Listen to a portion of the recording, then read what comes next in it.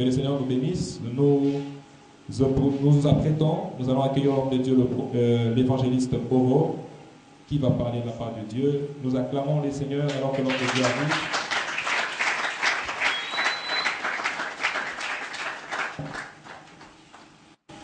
Amen. Que Dieu vous bénisse abondamment. Nous allons nous incliner en prière. J'aimerais que tu recommandes ton cœur au Seigneur.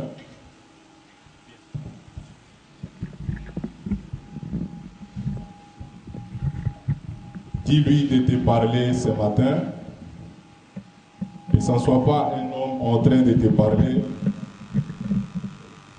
mais que ce soit le Seigneur lui-même en train de parler à ton cœur et que cette parole trouve de la place dans ton cœur au nom de Jésus. Élevons nos voix et prions le Seigneur. Seigneur Dieu de gloire, Seigneur Dieu de puissance, nous te sommes infiniment reconnaissants, ô Dieu, à cause de tes bontés. Nous nous tenons, Seigneur, devant ton peuple ce matin. Nous voulons annoncer le message que tu nous as donné pour communiquer à ton peuple ce matin, ô Dieu. Je te recommande toutes choses entre tes saintes mains. Nous te recommandons, Seigneur, nos cœurs entre tes saintes mains, ô Dieu. Que cette parole trouve de la place dans le cœur de tout un chacun. Et que cette parole, éternel Dieu, atteigne l'objectif pour lequel tu l'envoies.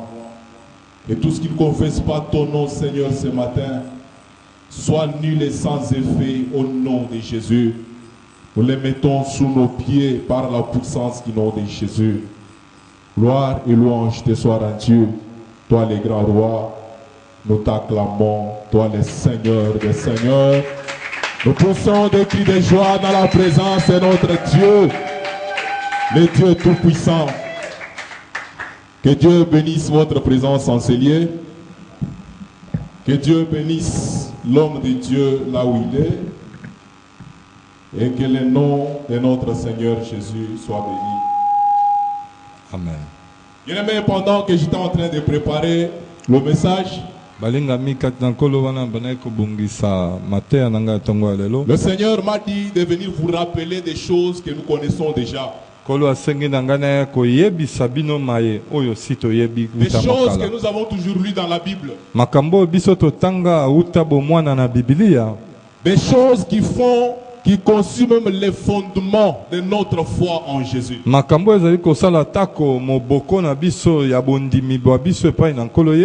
que nous semblons parfois oublier. Pour nous attacher beaucoup plus à ce que je peux, si vous me permettre les termes, à des futilités.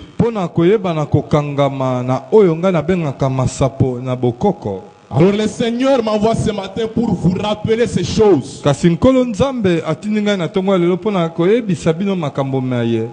À la lire où vont les choses. À la lire où va le monde. Le retour de notre Seigneur Jésus est imminent. Alors le Seigneur veut que son peuple soit préparé à la rencontre de son Seigneur.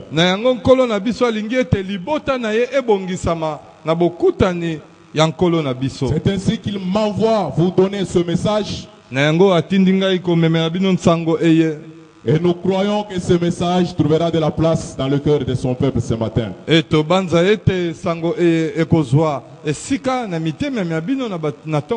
Si nous sommes dans la foi chrétienne, si nous sommes dans la vie chrétienne, l'objectif principal, si nous avons donné nos vies au Seigneur, si nous sommes donnés à Dieu, si nous avons dit non au péché et à la vie du monde, c'est pour un seul objectif. C'est qu'un jour, nous voyons notre Seigneur face à face. C'est qu'un jour, mokolo moko nos âmes soient sauvées. milimo mea biso C'est le but mibika primordial pour tout enfant de Dieu. wana nde eloko ya motuya liboso Si mwana toi, nzambe tu es nyonso venu ali dans les koluka choses de Dieu pour autre chose, soki yo oye na makambo ya nzambe mpo na le likambo Seigneur mosusu regrette. nzambe azali na mpasi Mais si mpe tu mawa es venu dans la vie de Dieu, dans la vie de kasi Dieu, soki oye na lingomba mpe epai na le yesu salut de nos âmes. ezali mpo na lobiko Le reste ya milimo mwa ça vient biso après. nyonso etikali Mais alimata biso l'objectif principal, kasi ntango omitie c'est notre salut. ezali lobiko mwa biso Est-ce qu'on est d'accord? boni tondimi Nous allons elongo lire 3 passages dans la Bible. tokotanga matangi misato na Nous biblia sommes dans Luc chapitre 16. tozali na mokanda na luka Luc chapitre 16 à partir du 19e verset luka mokapo na zomi na motoba jusqu'au 31. Luc 16, 19 à 31, la Bible dit ceci. Il y avait un homme riche qui était vêtu de pourpre et de fin lin et qui chaque jour menait joyeuse et brillante vie. Un pauvre nommé Lazare était couché à sa porte, couvert d'ulcères, et désirait de se rassasier de miettes qui tombaient de la table du riche. Et même le chien venait encore lécher ses ulcères. Le pauvre mourut, et il fut porté dans les anges, par les anges dans le sein d'Abraham. Le riche mourut aussi, et il fut enseveli. Dans le séjour des morts, il leva les yeux, et tandis qu'il était en proie au tourment, il vit de loin Abraham et Lazare dans son sein. Il s'écria, Père Abraham, aie pitié de moi, et envoie Lazare pour qu'il trempe le bout de son doigt dans l'eau et me rafraîchisse la langue, car je souffre cruellement dans cette flamme. Père Abraham, aie pitié de moi, et envoie Lazare pour qu'il trempe le bout de son doigt dans l'eau et me rafraîchisse la langue, car je souffre cruellement dans cette flamme. Abraham répondit, mon enfant, souviens-toi que tu as eu tes biens pendant ta vie et que Lazare a eu les maux pendant la sienne. Maintenant, il est ici consolé et toi, tu souffres. D'ailleurs, il y a entre nous et vous un grand abîme, afin que ceux qui voudraient passer d'ici vers vous ou de là vers nous ne puissent le faire. Les riches disent, je te prie donc, Père Abraham, d'envoyer Lazare dans la maison de mon Père. Ma prière est que toi et moi, nous ne puissions pas nous retrouver dans les conditions de cet homme riche. Les riches disent, je te prie donc, Père Abraham, d'envoyer Lazare dans la maison de mon Père. Car j'ai 5 frères. C'est pour qu'il leur atteste ces choses, afin qu'ils ne viennent pas aussi dans ces lieux de tourment. Abraham répondit, ils ont Moïse et les prophètes qui les écoutent. Et il dit, non Père, mais si quelqu'un de mort va vers eux, ils se repentiront. Et Abraham lui dit, s'ils n'écoutent pas Moïse et les prophètes, ils ne se laisseront pas persuader quand même quelqu'un de mort ressusciterait. Nous allons dans Matthieu, le livre de Matthieu au chapitre 24. Matthieu 24 à partir du 36e verset.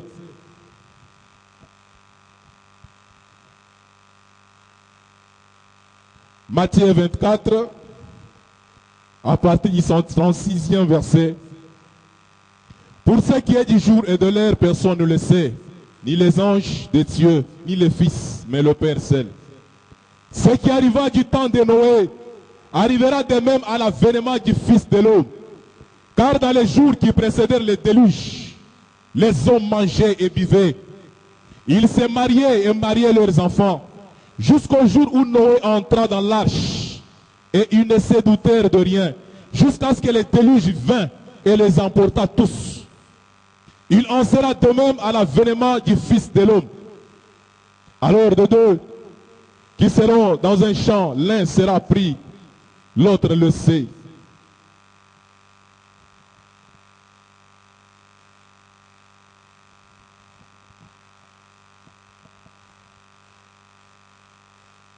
Allons dans un roi.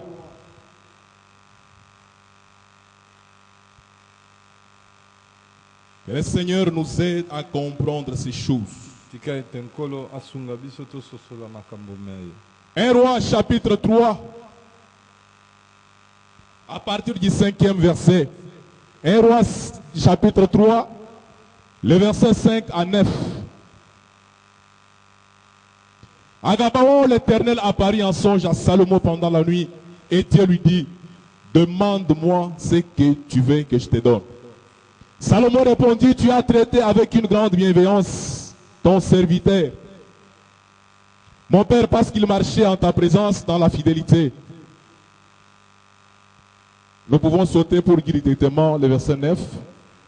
Accorde donc à ton serviteur un cœur intelligent pour juger ton peuple, pour discerner le bien du mal. Car qui pourrait juger ton peuple, ces peuples si nombreux? Et Dieu lui dit, je suis au verset 9 jusqu'au verset 13. 1 Roi chapitre 3, nous avons lu le verset 5. Maintenant nous sommes au verset 9 jusqu'au verset 13. Accorde donc à ton serviteur un cœur intelligent pour juger ton peuple, pour discerner le bien du mal, car qui pourrait juger ton peuple, ces peuples si nombreux? Cette demande de Salomon plut au Seigneur.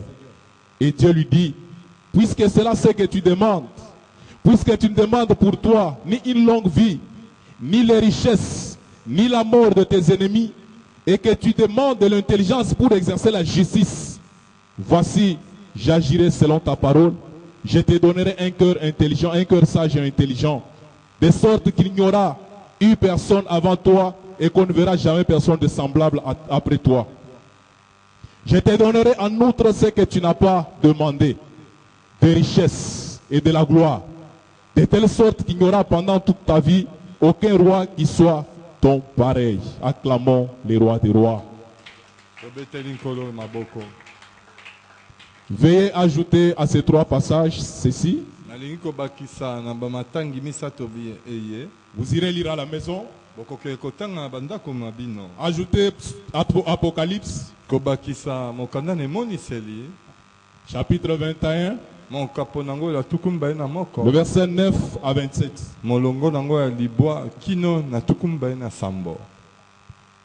Apocalypse 21, 9 à 27.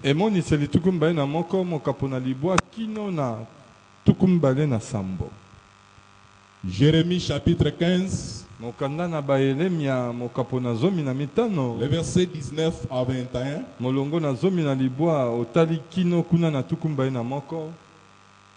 Vous ajoutez aussi le troisième passage, Apocalypse chapitre 20. Le verset 11 à 15. Le thème de mon message de ce matin, je l'ai intitulé « Où vas-tu passer ton éternité ?» Où vas-tu passer ton éternité? La vie ne va pas toujours continuer comme ça. Tu te réveilles le matin, tu vas travailler, tu vas à l'université, tu vas au boulot, tu vois les enfants, tu vois madame, tu dors. Demain tu te réveilles, tu vas au boulot. La vie ne va pas continuer toujours comme ça. Ça va s'arrêter. Soit par la mort, soit par la venue de notre Seigneur. Maintenant, après ta mort, quel genre de vie tu vas mener après ta mort? Ne vous fiez pas à ces messages démoniaques et diaboliques. On fait croire que quand quelqu'un meurt, c'est tout, c'est fini. C'est démoniaque et diabolique. Il y a une vie après la mort.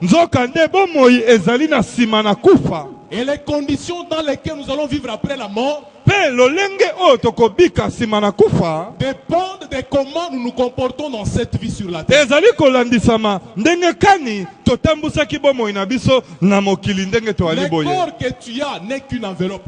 Nzoto iyo toali nango ezali be ezipeli ya pamba. Mais le vrai toi, c'est l'esprit qui est en toi. Kasi yo ya solo ezali molimo oyo ezali kati na yo. Alors quand quelqu'un meurt, ce sont des choses que nous connaissons, on va l'enterrer, mais l'esprit va quelque part. Tango moto akufi tokei na ona necropole kasi molimo na yo yango ne kokende sika moko. Ici, le Seigneur Jésus nous dépeint un peu l'image de ce qui sera après la mort. Kasi awa nkolo Yesu aliko talisa biso na mwa lidusu nini ekosalema sima na kufa. Cette histoire c'est une parabole, mais rien ne nous prouve que c'est une parabole. Eloko moko te mingi tokanisaka ezali lisese kasi etalisami penza te Le ke ali Seigneur dit qu'il lisese. y a quelqu'un sur cette terre qui a vécu, c'était un riche. Nzambe alobi eli na moto moko abika na mokili azalaki mopao moto na bozwi. Il avait beaucoup d'argent, il avait beaucoup de Azalaki mpwandu bilamba ebele mituka mapango. il menait une très bonne vie. Abana kobika bomo ya Il susite mangeait très bien. kudi ya Il kutsabalala s'habillait très bien. kolata kitoko. Mais il y avait à côté de lui un pauvre Lazare. Kasi ezalaki na pembeni na ye moto na mobola Lazaro, Pauvre. moto na mobola ya suka azalaki na eloko Il te. avait même des ulcères sur son corps. Abimaki ata na makwanza likolo kokangama elamba moko. Bibi elobi Et quand l'homme riche était en train de manger à la table, ntango moto na bozwi epai na ye kolia komela il mangeait des mets précieux. abana kolia mesa Le etonda pauvre Lazare, mobola il Lazaro s'est contenté à manger les miettes qui tombaient de sa ye table. abana kozela mwa biteni abana kokwea na Et mesa. là, c'était la vie sur la terre. Wana nde ezalaki realite ya bomoi awa na mokili. Un jour, Mokolo moko l'homme riche est mort. moto na bozwi akufi, Lazare est mort aussi. Lazaro mpe Et akufi. ces deux personnes ont pris des destinations diamétralement opposées. Kasi bango mibale bazwi banzela nziku oyo ekesana. La Bible déclare, Bibi elobi tous se sont retrouvés dans les séjours des morts. bango nyonso bakei kokutana na esika ya mikolo na kufa. Quand nous mourons, Ntango tokufaka tout le monde qui est mort, moto nyonso depuis akufa, les temps anciens, ata koko ya bakoko na bino ceux wana qui sont morts, bato wana nyonso bakufa vont dans un endroit appelé séjour des morts. bakendaka nde na esika oyo babengi esika na bakufi. Maintenant, dans les séjours des morts, Kasi na esika na bakufi il y yango a un côté ezali na ngambo mosusu pour ceux qui sont morts en Jésus, mpo na baye bakufa na bango na Yesu. aussi un côté Kasi ezali na ngambo pour ceux qui mosusu sont morts dans le péché. mpo na baye oyo bakufa na lisumu. Les séjours des morts, c'est comme une salle d'attente. Yango ezali lokola sale oyo bazali kozela Là où nous allons pour attendre les jugements derniers. esika oyo moto na moto ali kozela esambiselo na ye ya La suka. Bible déclare ceci. Bibi etatoli Que boye l'homme riche, moto na bozwi dans les séjours des morts, na esika na kufa quand il lève les yeux, ntango atomboli miso il voit Abraham amoni de Abrahama loin na mosika avec Lazare. na Lazaro. Lazare qui mangeait les miettes qui tombaient de sa table. Lazaro oyo bandeki kolia bagratane bandeki kokwea na mesa Tous étaient dans les séjours des morts. bango nyonso bazalaki na esika na kufa. Maintenant, Abraham et Lazare menaient une bonne vie dans les séjours des morts. Abrahama na Lazaro bomo ya kitoko na esika na kufa. Alors que du côté où se trouvait l'homme riche, Kasi na ngambo oyo moto na bozwi azalaki souffrance sur souffrance. ezalaki kolela ya kimpwanza ya suka te. Entre les deux camps, Kasi na bangambo mibale la Bible déclare Bibi etatoli qu'il y avait une grande séparation, un grand tabou ezalaki na bokaboni moko ya makasi infranchissable. lokola efelo De telle sorte que na ndenge mosusu ceux qui étaient du côté d'Abraham oyo bazalaki na ngambo ya ne Abrahama pas venir du côté où était bakoki l'homme riche. kokatisa kote moto ya bozwi azalaki Ceux qui te. étaient du côté où était l'homme riche Oyo bazalaki kote moto ya ne pouvaient bozwi pas arriver là où était baleka te na ngambo oyo. il y avait une grande séparation. Ezalaki na mire lokola ya Berlin na katikati kasi bango nyonso bazalaki obe na esika na Quand kufa. l'homme riche a levé les yeux, Ntango moto ya bozwi atomboli il a dit miso qu'Abraham était dans une bonne vie avec Lazare. amoni Abrahama bomoi kitoko Alors na qu'il Lazaro était dans la souffrance. ye amezo konyokwama Il dit, Père Abraham, alobi tata Abrahama il dit, Père Abraham. tata Abrahama Cet homme était fils Abraham. moto mpe azalaki moko na bana na Abrahama Ma chair, il était fils Abraham. na nzela na nsuni azalaki moko na bana na Parce que Abrahama. même quand Abraham lui répond, il lui dit, mon fils. Atako tanga Abrahama yanoli abi mwana bwa ngai. Tout en vous rappelant qu'Abraham a deux descendances. boye bino banso ete Abraham azala bakitani mibale terrestres qui sont les Juifs et les Israélites. azali na bokitani ya oyo batika lelo ba Yuda na Et la bato na Israël descendance spirituelle conçue de tous ceux qui ont donné leur vie au Seigneur. bokitani ya molimo biso ba oyo tondimela nkolo Yesu lokola nkolo pe mobikisi Maintenant, il y a une différence entre ces deux descendants. kasi bokeseni alaka makasi na bokitani mibale na lifelo Il y aura les descendants d'Abraham dans la chair. ekozala na bakitani na Baleyama oyo ba ultra conservateur C'est des descendants d'Abraham par la chair. bakitani na Abrahama na musuni na nzoto Donc certains Israélites bato mosusu na Israel se retrouveront aussi en enfer. bakomimona na lifelo Cet homme ici était enfant d'Abraham par la chair. moto azalaki mpe mwana na Abrahama na nzela na nzoto Mais les enfants d'Abraham qui le sont par l'esprit, par leur foi en Dieu, kasi bana na Abrahama bazali yango na molimo na kondima na bango mpe na ne Nzambe jamais connaître la mort ou connaître la seconde mort qui est l'enfer. bango bakoki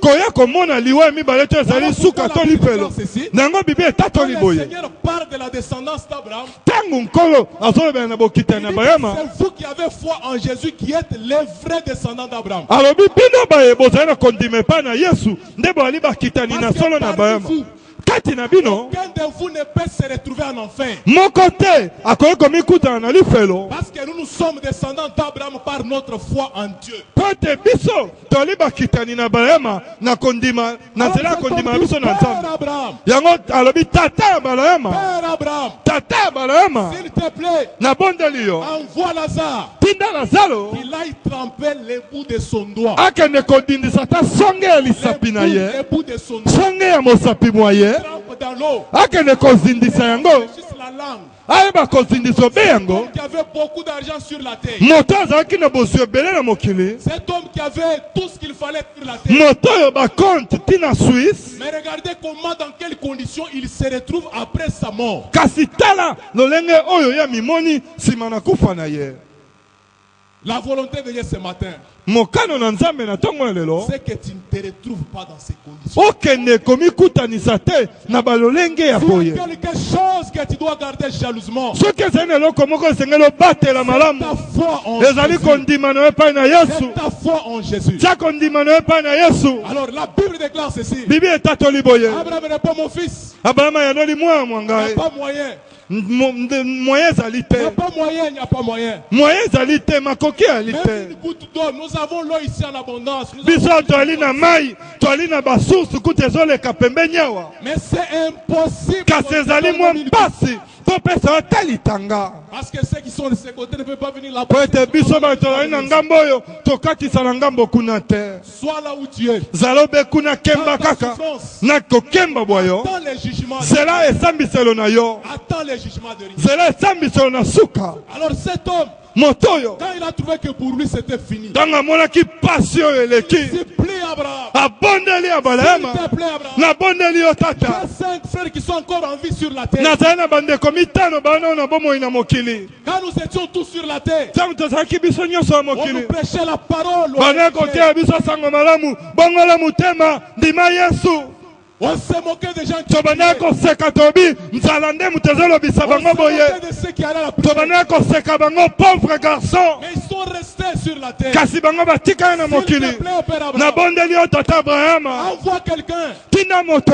pour qu'il aille leur attester ces choses. akende kotalisa bango baya te na pasi oyo ngai nazomona Tel que nous sommes assis ici, lokola tofandi awa il n'y a que 2 destinations. eza na banzela Soit kaka la mibale destination de l'homme riche, to mpe ya moto na soit bozwi la destination de Lazare. to mpe ya Lazaro Ça dépend de quelle manière tu te comportes ici. kasi yango ezolandisama na ndenge yo ozali kotambusa bomoi na yo na mokili passeras oyo ton éternité où? okolekisa bomoi ya seko na La seko vie na chrétienne, wapi c'est pas de la blague. eza likambo ya liseki La vie te chrétienne, c'est pas de la blague. bomoi ya bokristo eza riya ya te L'éternité en dépend. bomoi ya seko na seko etali na yango ezali lisapo te Quelque chose avec laquelle tu ne dois pas blaguer, c'est la vie chrétienne. soki ezali na likambo oyo esengeli tozala na bobangi mpe na lima eza bomoi ya Tu ne bokristo dois pas blaguer. oyo tokoki kotya liseki te ezali boyokani na biso na Nzambe.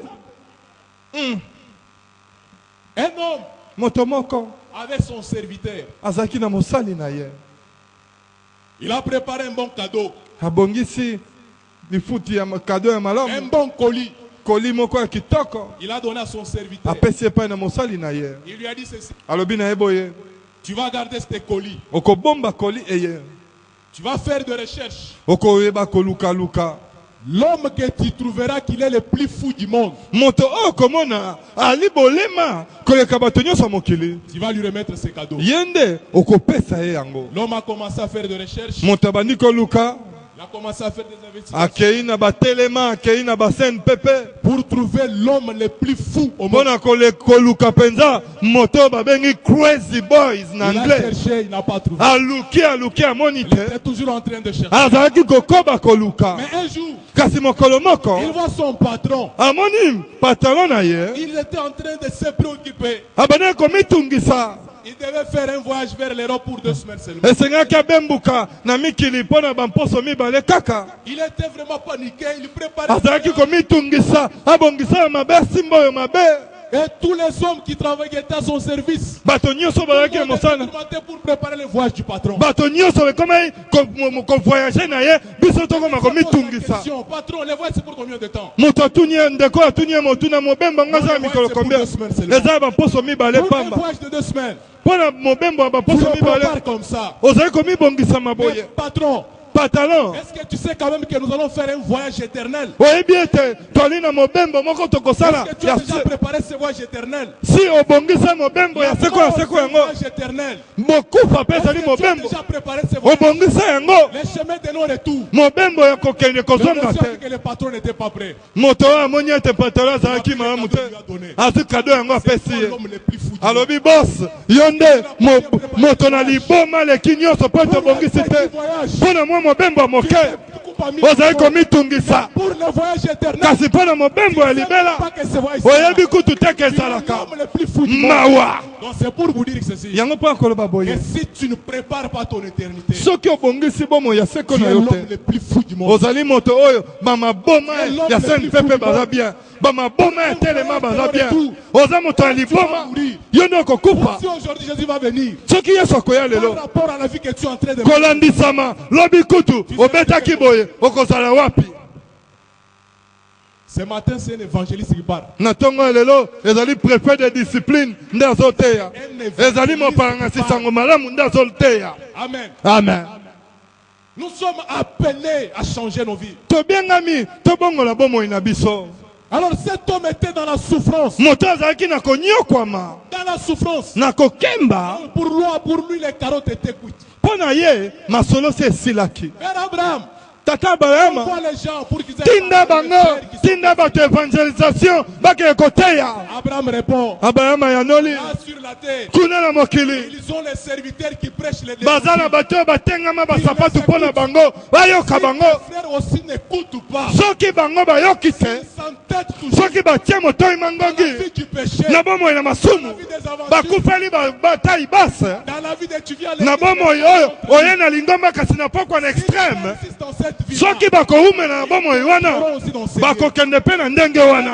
Si quelqu'un de mort va venir vers soki moto moko akoya epai na bango se laisser persuader. ekolongola eloko moko te N'écoute pas Moïse. soki bayaki mose te soki bayaki ngai Ils te se retrouveront aussi dans le même lieu. bango mpe bakozala na esika oyo Voici les choses qui t'attendent. Voici les choses qui m'attendent. yoka makambo ezozela motei na makambo ezozela na ngai interprète na biso lingomba Diable, c'est quoi? kasi mayele na diabolo ali Diable nini veut enfermer les gens dans la distraction. diabolo alingi kokanga bato na Pour masapo ne pas prendre conscience de po ces ete choses. tozwa mayele te Le diable veut enfermer les gens dans la distraction. diabolo alingi kokanga biso na kobungisa mayele De telle sorte que même dans nos églises aujourd'hui, ata na mangoma na il n'y biso a pas lelo de message qui prépare l'église à l'enlèvement. eza na mateya te ezobongisa lingomba na koteya Alors que le retour de Christ est imminent. bazomemela bato mateya oyo ekobongisa moto na eloko te La mpe Bible bikamwa déclare ceci. bible elobi boye Nous devons rester vigilants. esengeli totikala angele esengeli totikala kosenzela Quand est-ce que le Seigneur pamba te viendra? toyebi te ntango Même les nini serviteurs de Dieu atako basali na nzambe un message esengeli bamema mateya l'église de Dieu. bazali kolamusa lingomba na nzambe bible etatoli Les serviteurs, esengo na basali tu trouveras. oyo En train de donner la nourriture au temps convenable. mokolo mosala kokuta bakopesa bilei elongo bani na ntango Et je ekoki crois que ce matin, na banza ete na ntongo ya je lelo suis en train de donner la nourriture convenable. au nazali temps convenable. kopesa bilei oyo elongo bani na ntango elongo bani La Bible dit ceci. bible elobi boye Que ce qui était arrivé du temps de Noé oyo ekomaka na ntango na noa sera de même aussi en ce temps. ekokoma mpe na ntango oyo Au temps de Noé, lokola na ntango quand na le noa Seigneur a dit à Noé de préparer la... ntango ndiawa alobaki na noa abongisa masuwa Il a dit à Noé, alobi na noa je vais faire pleuvoir pendant 40 nakonokisa mvula non stop mikolo tuku minei Fais-toi une arche. tonga masuwa Ceux qui seront à l'intérieur de oyo l'arche, bakozala na kati ya masuwa ce sont ceux-là qui seront sauvés. bango wana nde bakobikisama C'était jamais fait. yango esalamaka te Pleuvoir 40 jours et 40 nuits. meteo eloba nanu likambo ya bongo te mbula enoka mbula mikolo tuku minei C'est ainsi que la Bible déclare na yango bible que elobi c'est par la foi que Noé a bâti l'arche. ezali na nzela ya kondima nde noa atongai masuwa Quand Noé a bâti l'arche, ntango noa atongi masuwa il disait aux gens, les gens se moquaient. abandaki koyebisa bato bato bakoseka ye babi pauvre fou Je viens devenir fou. tato abeli Tu es en train liboma de perdre du temps tato ya moluba okolekisa ntango na yo fournir tous ces okomi efforts liboma pour un travail pour lequel tu n'auras pas besoin. shaniki ezali awa kasi yo ozotonga masuwa okosalela yango wapi Ce père est devenu fou tato akomi fou par la foi. na nzela ya kondima Noé savait noa que ayebaki ce que Dieu a dit, oyo nzambe alobi cela va arriver. yango Il va ekokokisama pleuvoir. mbula ekonoka 40 nuits. mikolo tuku minei Alors, comme na le butu na Seigneur moi l'a dit, lokola nkolo que alobi je yango prenne mes dispositions. esengeli na Le mibongisa Seigneur a dit, nkolo si alobi la Bible nous dit bibi elobi na que biso l'enfer existe. lifelo ezali Disons Amen. amen L'enfer existe. lifelo balingami ezali mpe ezalaka Au départ, l'enfer a été fait pour le diable. liboso basalaka yango mpo na diabulu ye moko Quand l'homme aussi est tombé dans le kasi ntango moto bilialia na yake ekolia mbuma le Seigneur a préparé un chemin pour les ramener à lui. nkolo abongisi nzela mpo na komema epai na ye Ceux qui ne vont pas suivre ces chemins préparés par Dieu, oyo bakolanda nzela oyo ebongisami epai na nkolo yesu te en enfer avec lui. bango mpe bakokende na lifelo eza fiction te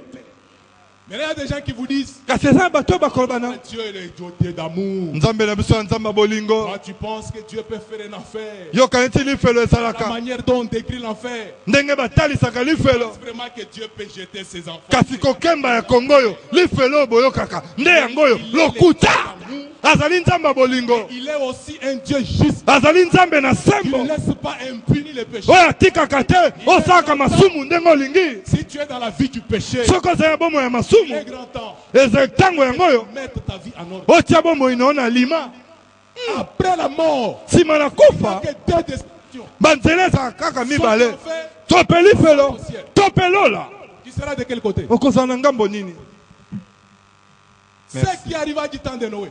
oyo ekokomaki na ntango ya noa bible elobi Les gens étaient dans la distraction. bato bazalaki na kobungisa mayele Mariés, bato kobala marier leurs enfants, kobalisa bana faisaient des affaires. kosala mimbongo Ne pas s'imaginer bakokaki kobanza te cet événement va se produire. oyo nini ekokaki De la kokoma même manière, na lolenge moko lelo oyo prêche l'évangile. yo te ya sango Ils malamu sont en train de venir.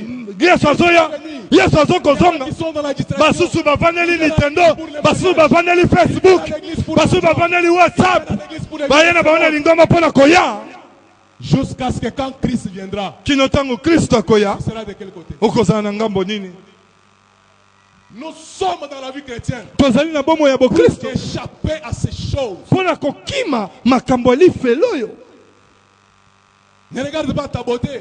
kotala Le kitoko Seigneur na n'est yo pas te impressionné par ta beauté.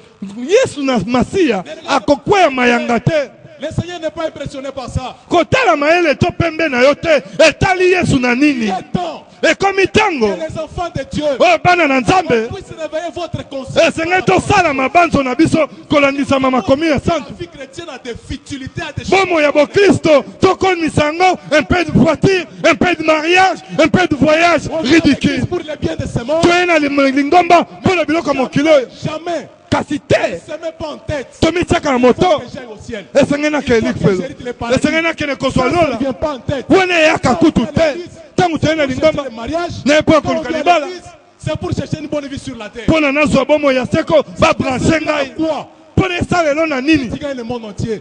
et que tu perds ton âme. Ce que longi mokili mobimba, pour aussi mon salaire, il y a salaire à 12 000 $, kasina suka, auquel il fait le ninyango.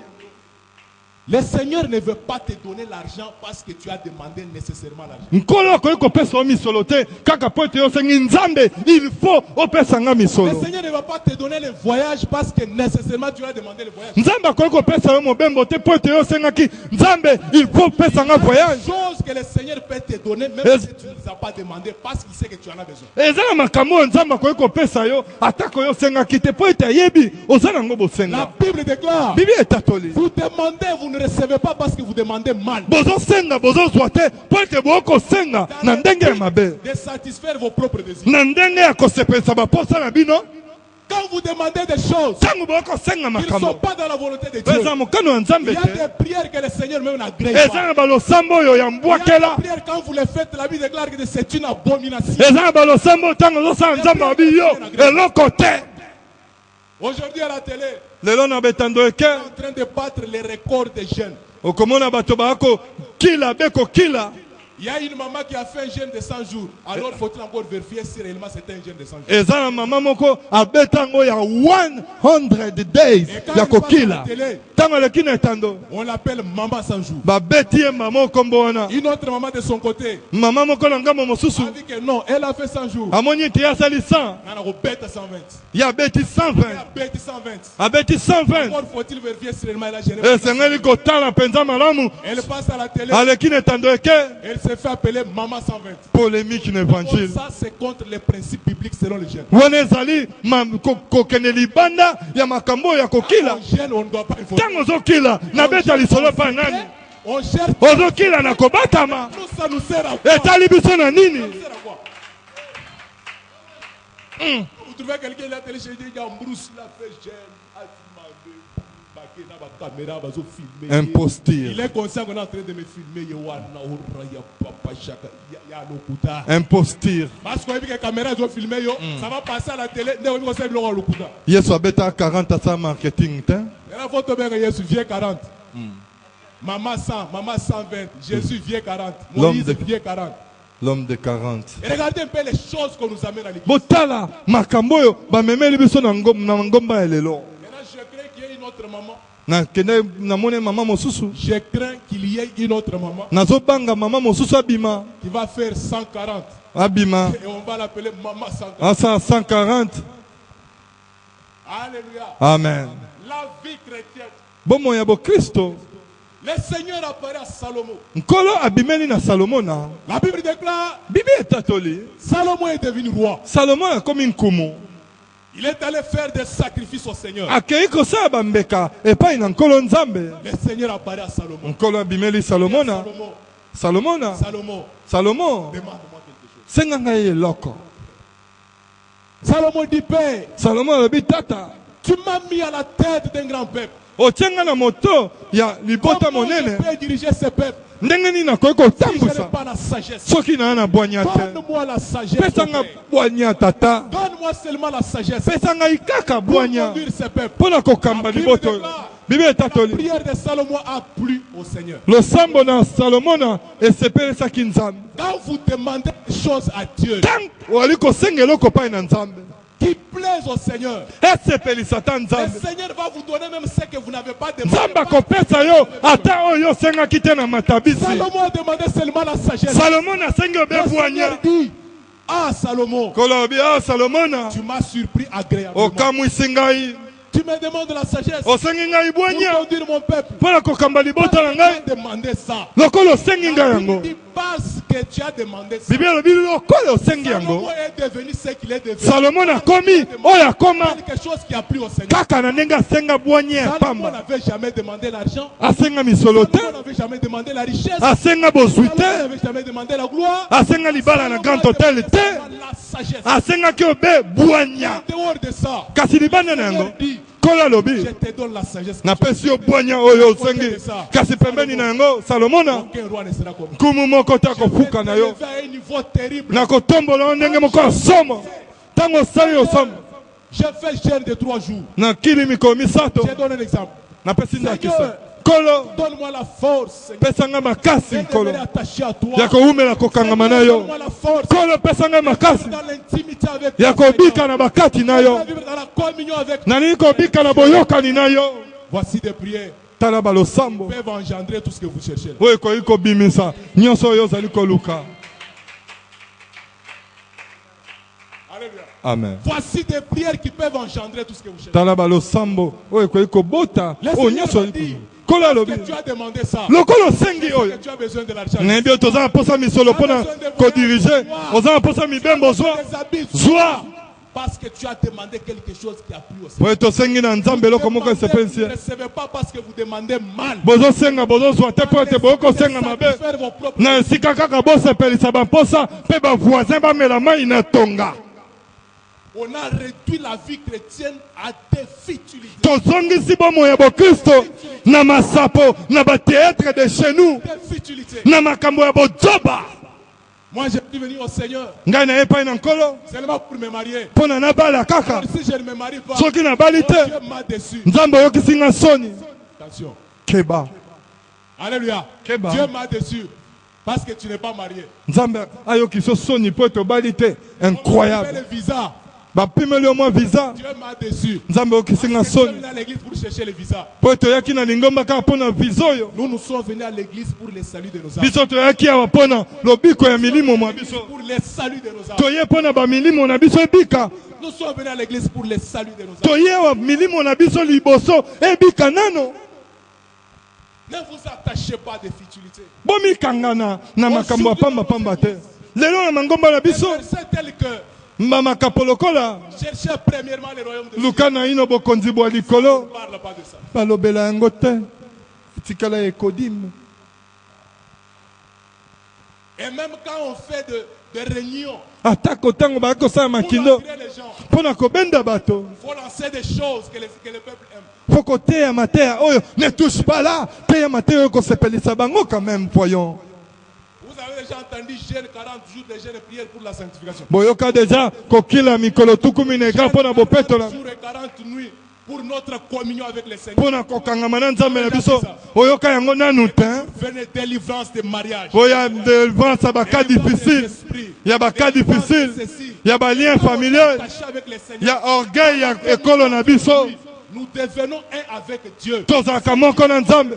Oya nzambe ekomi ya ngai, oya ngai ekomi mpe ya ye. Portons Yango nde ya motuya ma communion. ezali boyokani na ngai, C'est ma communion. ezali boyokani na ngai. Tu es à quel niveau avec Ozali na epimelo nini na Yesu molingami? La question que tout chrétien normal, tout Motuna nyonso oyo mokristo azali équilibré mpe saine akoki komituna ntango alamuki na ntango.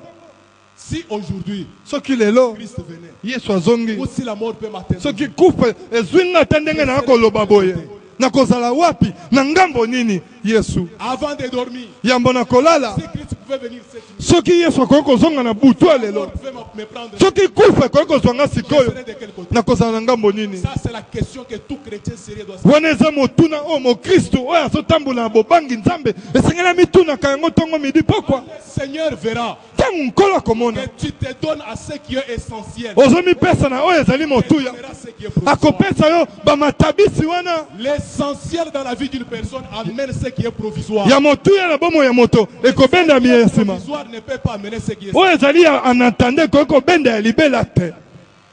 La Bible déclare Bible etatoli tous les biens de ce monde biloko ya mokili oyo seraient donnés comme des surplus. ekopesama na biso kwa Et matabisi, la chose principale, kasi eloko ya motuya le salut de mon. ezali lobiko ya molimo mwa ngai. Où est-ce que tu vas passer ton éternité? wape esika oyo kolekisa seko na yo Après la mort, nsima na kufa. cet homme ici qui parle, Moto azoloba awa, cet homme ici qui sent les douleurs dans le moto corps, azoyoka moto ya il est konyokwama, en train de souffrir. moto azokemba awa Il était déjà mort. azalaki ya On a kokufa, enterré le corps. bakundi nzoto, Le vrai lui. kasi ye ya solo ezonyokwama. Maintenant, la Bible déclare, Bible etatoli quand nous mourons, ntango tokufaka nous allons dans cette salle d'attente. tokendaka na esika na kozela oyo babengi bozeli na La kufa. souffrance commence déjà dans cette salle d'attente. Bonyokoli ebandaka nano na esika oyo tozozela. Et la jouissance commence déjà dans cette salle de mort. Pebo sepeli. Ekozela. Nesika pona baye. Bapesi bomo ina bangwe pa ina ye. Dans cette salle d'attente qui est le séjour des morts. Nesika oya bozeli oza esika na bopemi na kufa. Tozozela esambiso na suka. C'est là que la Bible déclare. Na yango Bible etatoli. Dans Apocalypse. Na mokana moniseli. L'agneau de Dieu. Mwana na mpate na nzambe. Venir sur les trônes blancs. Akotelema likolo na ngwende na pembe. Pona kosambisa mokili. Bible etatoli. Le séjour des morts.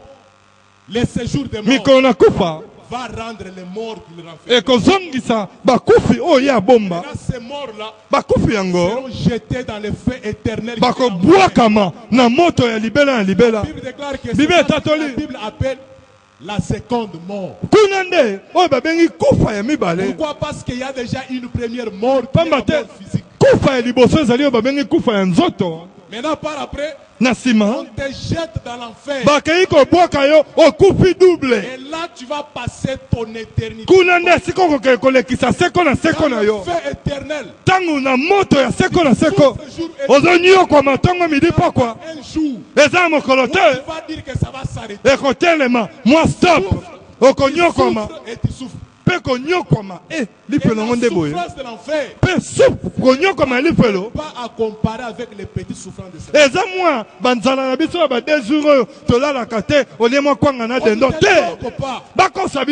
Passe des moments difficiles. Je vais me suicider. Parce que passe à moi qu'il est.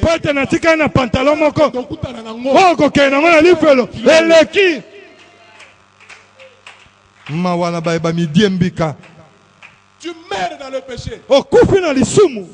Si tu es là et que tu as déjà en tête l'envie de te suicider, n'ose pas. C'est que tu vas aller subir. Il déclare aussi gloire que nous allons aller vivre là-bas. Toutes les gloires Seigneur Jésus Kembo na Yahweh akotema likolo ya mapata biso bana nzambe tokonetwama na bokutani na ye akomema biso pai na biso na epandeli na biso esika tozala na esengo ya libela ya libela éternellement na lola eza bisengo éternellement. Bisengo sukate. La Bible dit ceci. Que nous n'avons pas de cité ici-bas. Bisawa, toana cité. Notre cité est aussi. Cité na biso mbudite. Et alikuna likolo. Et alikuna likolo. Attendons d'être en tozali kozela, to netwa manaye. Rate tout. Zanga na onyoso. Ne rate pas la vie. Kasi kozanga bonetwa mite. Ne rate pas la kozanga konetwa la matin molingami. Pour rien au monde. Ne rate pas l'enlèvement. Pas à cause des boîtes de nuit que je vais rater l'enlèvement. Chaque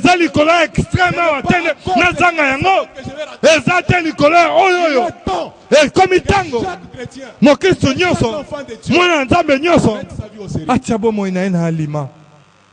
Mettre sa vie au sérieux. Ce matin, on a dit que c'est l'évangéliste qui est en train de préparer. Amen. Alléluia. Amen. Il est temps que tout chrétien mette sa vie au sérieux. Mettre sa vie au sérieux. Que le diable ne te trompe pas. Que le diable ne t'enferme pas. Chaque dimanche à 17h, c'est ça sa stratégie. Il enferme les gens dans la distraction. Ne pensez pas que le Seigneur viendra. Comme nous le disons chez nous. Il va venir dans. Il ne viendra pas annoncer avec les bruits que non. Annonce sa venue. Dans l'Ancien Testament, si le Seigneur voulait que le peuple se rassemble, on sonnait la trompette. Et il y avait divers sons de trompettes. Selon la trompette, selon les sons de la trompette, vous savez que pour ces sons de trompette, il faut faire ça. Il faut faire ça. Maintenant la Bible dit, kasi Bible elobi si le son qui est donné est confus, soki mongongo mipesami eliboma mote le son pour se rassembler, c'est le son. toyebi te ezali rassemblement ezali parade ezali foreign to nini tokomi na ntango oyo Le son est confus. oyo bamakelele ezoyokana lisusu te tozoyeba te tokembela Le wapi vrai son de la trompette mongongo ya solo ekelelo na yo qui prépare les enfants de Dieu à la rencontre de ezali oyo ezali kobongisa bana na nzambe na bokutani na bango na nzambe. Si toi tu es venu au Seigneur soki oyaki epai na nkolo pour les biens de ce monde, mpo na biloko ya mokili oyo la Bible dit ceci. bible elobi Si nous avons cru pour les choses de ce soki monde, tondima mpo na makambo ya nous sommes mokili les oyo personnes les plus malheureuses. tozali bato na mpasi mpe mawa Nous sommes les personnes les plus malheureuses. toza bato na Si mawa nous avons cru pour les choses de ce monde, soki tondimaka mpo na mwa biloko ya mokili oyo chacun est responsable de sa vie devant Dieu. ndenge toali awa moto akosa yo te yo moko mokonzi ya bomoi na yo liboso na nzambe ye Et te le salut est individuel. lobiko ezali ya moto na moto etali nga moko Attention d'abord. avec ce verset-là où on vous dit que croire au Seigneur sera sauvé toi et ta famille. ndimela nkolo yesu okobikisama yo na bana na yo te. Maintenant tu vois que dans ma famille, comme mon frère a déjà cru, alors que lui prie comme ça, moi il serait sauvé par sa foi. lokola toza na famille lokola ye ya ye asambelaka nga na kodiembela na oyo ya ye jamais. Croire au Seigneur, c'est-à-dire quand il y a déjà quelqu'un qui a déjà cru dans la famille. soki aya na moto moko andimi esengeli amema sango malamu mpona koganye basusu Maintenant ceux qui ne croient pas oyo bakondima te seraient jetés en enfer. bokobwakama na Ils ne lifelo sont pas sauvés par la foi de Dieu. okobikisama te na kondima ya mama na bino lobiko ezali ya moto na moto eza ya moto na moto. Mets ta vie au sérieux. tia bomoi na yo na alima Ta vie au sérieux. to tia bomoi na biso na alima Le Seigneur veut nkolo alingi que nous soyons des chrétiens sérieux. tozala bakristo oyo bazali kotambusa bomoi na bango na ndenge ya alima. Quittez ce niveau-là. dolongwa na epimelo Vous oyo venez à l'église. oyo ye na lingomba Vous êtes frères, oza frère vous êtes sœurs. ozali ser Mais en dehors de l'église, kasi na libanda kokamwa kokamwa kokamwa vous avez les habits que vous portez à l'église. ozali na bilamba oyo olataka yango na lingomba Que vous portez dans des kasi oza na bilamba oyo olataka na basale de fête oyo olataka na université. Terrible. On est chrétien partout. tozali mokristo On est na chrétien bisika à l'église. nyonso na On est eglize chrétien à la maison. na ndako On est chrétien à l'université. na esika ya On est kotanga chrétien dans des fêtes. na mosala mpe na bafeti je garde ma chrétienté. On est chrétien partout. tozali bakristo bisika biso Alors la Bible déclare bible etatoli que nous serons enlevés. tokonetwama Chez nous, la nouvelle Jérusalem. yerusalemi ya La Bible sika. déclare que cette cité, Dieu est lui-même l'architecte et le constructeur. bible elobi site yango nzambe ye moko nde motongi mpe C'est lui-même mobanzi qui a yango construit. ye moko nde atongi La yango. cité est en or. ezali na La wolo Bible déclare oyo mboka que etongama na cette wolo cité-là, elle a des murailles en jaspe. etongama na palata. Donc, des choses très beaux, des choses ezali na très biloko oyo etongama na Voici notre bajaspe cité. oyo etongama La Bible kitoko. déclare, nous allons marcher sur l'or. tokotambola likolo na wolo Nous allons rouler sur l'or. tokotambola likolo na C'est la gati ville de chez nous. yango nde ezali Il y bomoi a na biso autorité sur cette terre ezali nango comparable à chez nous. ekokani na epai na biso Comparable à notre cité. ekokani na epai On na biso prive les visas pour aller aux États-Unis. bazopimela ngai visa akende États-Unis On mawa visa pour aller en Europe. bazopimela ngai visa mpo nakende na poto oyo Je ne rate pas les visas. kasi nazanga visa ya kokende lola Je te ne rate pas les visas. nazanga visa ya lola te Quand le Seigneur viendra, ntango nkolo il va akoya nous amener au ciel. akomema biso Et epai quand na nous lola allons aller, ntango quand nous tokokende allons arriver, ntango il tokokoma va nous présenter auprès des anges. akotalisa biso epai na Je bamwanjo parlais que j'avais une femme sur la terre nazalaki na mwasi moko ya moke tala mwasi dont na je vous ai ngai toujours parlé. oyo nalobaka na bino ntango nyonso yeyo Et nous serons au ciel. tokozala Dans likolo notre cité, Tozanet Baya Ngwe Moroboye. Parce que ce que nous allons voir là-bas, nous n'avons jamais vu ça sur la terre. très bien dubai ekosa Il n'y a aucune ville sur cette terre. ezali na engumba moko te na Semblable à mokili oyo notre cité, à notre oyo ekokani na oyo ya biso ezali Nous te serons là-bas, tokozala kuna les Américains, na baamerika avec les Hollandais, na baholanda ceux qui auront donné leur vie au oyo Seigneur. nyonso bapesa bomoi na bango epai na bakristo tokozala wana Même les Américains avec leur cité, avec leur ville bien bâtie. atako bato na amerika Ils feront là-bas. na baamerican dream na bango ekoleka dallas Comme des Yangwais. tokozala kwa bauta tokozala kwa bauta ekotika biso moko polele en train de contempler. tokozala kokamwa Oh, on avait toujours entendu parler de ça. tobanda koyoka kolobela Parler de ça. toyokaka Oh, évangéliste je suis dans oro la kolobela nouvelle nzoka Jérusalem. ezalaka nde boye Je suis dans la nouvelle Jérusalem. nazali na yerusalemi Et ya je sika m'imagine comment nazomimona les olenge enfants kani se moquer de nous. ndenge bato Comme des bakoseka biso villageois. lokola Nous sommes en train de bauta paniquer. bamwanje Parce que bakokamwa nous voyons. babi Et disons, regarde nous Seigneur, tala c'est ma bango femme. Oui, c'est ça ma femme. Voici ma femme. tala mwasi na ngai Vous savez quand vous allez épouser une femme au village boyebi ntango okei kobala mwasi na mboka et que vous l'amenez en ville, mpe omemi awa na ngumba elle est en train de elle panique quand elle voit les choses qui ntango akomi na kinshasa kinshasa minda oyo biso bakongo ndenge bakamwelaka Amen. amen Ce que nous verrons là-bas, oyo tomoni kuna ce n'est pas semblable. ekokani te Il n'y a aucune ville sur cette ezali na mboka moko to minda palala te petite chose de ce mpo monde. na biloko ya mikilo ya Je ne moke peux oyo pas rater ces grands. nakoki kozanga yango te Maintenant, quand vous amenez une femme villageoise, ntango ozali na mwasi ya mouta vous l'amenez chez vous à la maison. omemi ye na ndako epai na yo un peu de jacuzzi Des travailleurs qui sont et des Quinois. basali oyo bazali bato na kini Cette femme villageoise vient, mwasi yango aye elle arrive, ntango akomi voit une très belle maison. amoni ndako kitoko Panique. abangi mwa Mais moke là, le patron sort. Il dit à tous les travailleurs, alobi na basali nyonso c'est elle la maîtresse de la maison. mama na bino yeyo Vous devez obéir à cette botosa ye awa kokweyisa eyokami bagarde boyoki La femme dont on parle, mwasi yango bakolobela mouta mwa auti na suka mpenza kuna na mbata c'est ntiala aussi la loi. ye ayepa akomi kokweyisela Comment il fait ceci? yo mosala no boye bakoma kutu konyokola bato Non pas par rapport à la femme, mais par rapport à l'autorité qui est kaka kolandisama na mobeko bokonzi azo epai na mobali na ye ntango tozala Les likolo anges sont soumis à Christ. bamwanje bazali na kokonzama na kristo lokola soki tozali mwasi na kristo bamwanje mpe bakokonzama epai na La biso Bible déclare, bible etatoli savez-vous pas que vous jugerez les anges? boyebi te ke bokosambisa bamwanje Le Seigneur va nous présenter. ntango yesu akotalisa Je vais biso voir les anges. nakotala bamwanje Je ferai une remarque à un ange. nakobenda matoi na mwanje moko Mais toi, un jour, j'ai eu très mal à la jambe. mokolo moko ngai azwaka pasi makasi na lokolo na ngai nakoma mwela ozalaka wapi Tu n'as pas bien assuré. osalaki bobatelami na yo te Avec la jambe. Ah non, non, pardon. C'est parce que le Seigneur avait dit que je n'intervienne pas d'abord. Attention. nde boye merci Est-ce que nous pouvons acclamer les rois des rois? betela nkolo yesu maboko Acclamer les seigneurs tokoki des kobetela nkolo seigneurs. na bankolo maboko Il va nous amener chez nous. akomema biso epai na Il va biso nous amener au ciel. akomema biso na lola Nous serons là-bas tokozala kuna éternellement. libela na La libela Bible déclare, bible nous etatoli n'aurons pas besoin de la lune. kozala na Pour mposa éclairer yani la te ville. mpo na La kongalisa ville n'a mokili pas besoin du soleil pour l'éclairer. alleluya L'agneau lui-même. alleluya L'agneau lui-même, c'est la Alléluia. lumière qui éclaire la cité. Alléluia. Et nous serons là Oh, yes. éternellement. oh yesu Pendant que nous serons là éternellement, dans la jouissance, toi, tu seras où? oh yesu C'est la grande question. que wana tu nde dois te motuna poser. balingami oyo osengeli tomituna okozala wapi moninga Quand un côté, oui, aïe.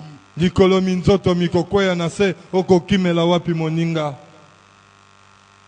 Un jour, mokolo moko j'ai dormi avec un frère. na bandaki kolala na ndeko moko Je me réveille la nuit. nalamuki na katikati ya butu Un frère sur lui. nazomona ye te Je sors au salon. nabimi na Il salon n'est pas là. aza te Bon, peut-être la télé, c'est soulagé. ntango mosu akei J'attends, il ne vient pas. nazeli azoya te Il y a eu enlèvement ou quoi? banetwami to nini Amen. amen J'appelle son numéro, ça ne passe pas. nabengi nzela na ye singa ye koleka te C'est fait l'enlèvement, il vient. avumeke ngai natikali na bapasi oyo nyonso namoni mpo na yesu J'ai attendu.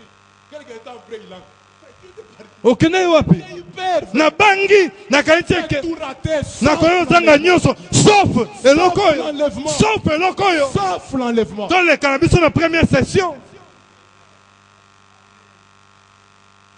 La Bible déclare, bible elobi aussi longtemps que nous sommes sur la terre, wana toali nao na se mokili oyo le diable n'a pas le pouvoir de déclencher toute sa colère. diabolo ana nguya te ya kosopa kanda na ye nyonso L'église sera enlevée. ntango lingomba ekonetwama La vie va continuer. bomoi ekokoba Mais le diable va maintenant déclencher toute sa colère. kasi diabolo akoba kobimisa On va passer nkelene par la grande tribulation. mpe moto nyonso akoleka na nzela ya kotukama En monene ce temps-là, na ntango wana prier ne sera pas une blague. kobondela neti tosangani boye ekoaliseki te Ce ne sera pas une blague. ekoaliseki te Pendant qu'il priait, c'est encore facile. Tango toali kozana pete boye. Toko bondela. Toko ya ba Bible na biso na lolendo. Toya, to profiter. Quand nous serons enlevés, Tango to connaître toi man. peut-être que ça va se faire un certain dimanche matin. Et kosa ma mwangonga mo yenga moko na tongo. Venez ici, Okoyawa. comme d'habitude. Lokoya bomesano. Tous ceux qui vont rester. Pona baeba kotikala na deuxième session. Venez ici. Okoyawa. Il n'y a personne ici. Eza moto terre. Vous cherchez Dieu, il n'est pas là. Oluki jo azalite. Alors, il n'est pas là. Aurore alite. Mbad, il n'est pas là. Mbado alite. C'est vite. Koto Vous ekomi regardez pole. dans la salle. Otali kuna. Bon, aujourd'hui, il n'y a pas eu beaucoup de gens dans l'église. Nelo batu balaki ebele te. Ils sont déjà enlevés. Esi banetwami. La Bible déclare. Bibi Ça va etatoli. se faire en un clin d'œil. Ekosama na mpwasa. Quand la trompette va sonner, Tangu kelelo kobeta. les morts en Christ vont Bakufi na Yesu bakosekwa. qui seront vivants. Biso bato kozala bomoi. Bibi etatoli. Vont être changés en Tokobongwama na mpwasa. vêtir des corps célestes. Tokolata banzoto na Les Nzambe. morts vont se joindre à nous. Bakufi bakoya na biso. Et par un mécanisme miraculeux, Mpe na lolenge moko na bikamwa. dans les airs, Kolo na biso na likolo. tirez vers lui. Akobenda biso epai na ye. Mpe akomema ye epai na biso. Mpe na nyonso wana. Ça va se faire en un clin d'œil. Amen. En un clin d'œil. Na mpwasa. Tu seras où? Okozala wapi ndeko na Quel ngai? est ton niveau avec le Seigneur? Epimelo na yo ezali ndenge nini na Nzambe na yo. Le but de ce message, Tina ya mateya eye c'est de vous faire sortir de cette mentalité-là de suivre le Seigneur pour les pains. ezali ya kobimisa wana ezaleli wana ya kolanda Yesu mpo na lipa. Aujourd'hui, dans nos églises, Lelo na mangomba ma il biso n'y a plus d'enseignement. malakisi mali lisusu te. Il y a beaucoup plus de spectacles. Ekoma plus na baspectacle. Il y a beaucoup plus de choses qui n'attirent pas les gens vers nous. Ekoma mingi na makambo oyo badeviation ndezwi mingi bisika. Je me souviens dans les années où nous avons donné notre vie au Seigneur. Nazobanza na tango bango bapesaka bomoi na On bango epai allait na au Kristo. Seigneur pour chercher la vie éternelle. Bone kokende epai na Yesu mpo na kobikisa bomoi. Même les enseignements qui étaient donnés, Ata mateya miyeme ezali c'était en koteya rapport avec la vie éternelle. ezali kolandisama na bomoi ya seko. Mais depuis que les pasteurs ont commencé à voyager en Europe, Kasi uta base na Nzambe bakoma bakwenda vutuka kwenda. ont commencé à rouler carrosse, Tango bakoma otambola biloko minene ya malili. les choses ont changé. Makambo ebongwami sango malamu mpe ebongwami. Vous trouvez trop de païens à l'église aujourd'hui. Okomona bapagano bakomi ebele. Trop de job Trop pop. de païens. Trop de job pop na mangomba na biso. Trop de job Ils F. ne mettent pas leur vie au Seigneur. Bateau ba job F les Parisiens, ils restent et ils demeurent des années et des années. Et le Seigneur se demande, Pekola komituna. l'église, je vais aller prendre. Ningomba nini no kenozwa oya ba job F oyo. Honte auprès des anges. E nayoka soni epai na bamwanje baange batuna nga nkolo na ye mpe J'espère que tu es erré. na banza ozali na esengo na ndenge ozali Ce message. po ete ozoyoka liteya iye. Si tu avais un peu rétrogradé par rapport à ta foi, soki tozongaki mwa nsima na oyo etalisami kondima na biso il est temps que tu renouvelles ton âme. ntango ekoki tobandela boyokani na biso Quand le epai na Seigneur nkolo verra ntango nkolo akomona que tu te donnes à ce qui est essentiel, ozomipesa na oyo eleki motuya il donnera ce qui est bon. akopesa yo oyo ezali lokola Et motuyi na cela va matabisi confirmer le verset qui dit, yango nde ekondimisa mokapo elobi cherchez premièrement les luka na ino bokonzi bwa likolo choses vous seront données. mpe makambo miso mikopesamela yo lokola matabisi. Il les donne à ceux qui cherchent premièrement les royaumes de Dieu. biloko miyango ali kopesa yango na bayeba ali koluka na ino bokonzi bwa likolo kasi biso tobalola masolo Cherchez d'abord les biens matériels luka na ino voyage na États-Unis na Canada et puis la vie éternelle. mpe bomoi na seko na nsima incroyable Pas comme ça. yango moni Ça tozonyokwama ne fonctionne pas. yango moni you can see me Si tu peux mourir aujourd'hui, soki okoki kokufa lelo on ne le souhaite pas. tosengi yango te. La mort atteint les petits-enfants, bomoi ezozwa ata mwana botemi na maternité ezomema ata bilenge même le vieux. ata bampaka. Si ça pouvait t'arriver aujourd'hui, soki ekoki kokomela yo lelo tu seras à quel niveau? okokimela wapi Tu moninga seras dans les seins d'Abraham? okozala na kati na ntolo na balayama Avec l'homme riche. Parce To qu'il est pe koza. là jusqu'aujourd'hui, il est là. azali wana kino lelo nakokemba na ye wana Là et là, il est en train de moto wana faire jusqu'aujourd'hui. azokemba ti lelo echangea te. Quand tu vas aller là-bas, bon, à moins que tu es là-bas, tu vas aller le trouver. ntango okende kuna pesa eta mbote de la part ya Le gospel Seigneur ne veut pas ça. kasi nkolo alingi yango te. La prière, ma prière, losambo ya le motei prière du Seigneur. mpe mposa na Nous nkolo sommes assis ici. ezali moto nyonso ndenge toali awa Arrivé maintenant. ekoki kokóma On lelo se retrouve avec Abraham, toki kokutana na papa Avec Abraham Lazare. na lazalo là où ils sont, esika baali pour la gloire de notre mpo na nkembo ya nzambe na biso. J'aimerais un peu pendant quelques temps. nakolingana mwa ntango mwa ngonga oyo ndeko Nous restons un peu calmes. makanisi na biso epai na nkolo nzambe Médite un peu sur ces choses. banza mwa moke na makambo oyo Évite la distraction, s'il te plaît. longola kobungisa makanisi ozotalatala nini talela yesu moningami Pense un peu à ton éternité. tala na bomoi na seko na yo yango nde eleki important koleka biloko nyonso tokoluka mokili oyo Pense un peu à ton éternité. kanisa bomoi ya seko na yo Par rapport à ta vie que tu es en train de mener. kolandisa bomoi oyo ozali komema sikoyo pense à ta vie pense à l'éternité Inclinons nos têtes, s'il vous plaît. togumbi mituna biso epai na nkolo nzambe Inclinons nos têtes.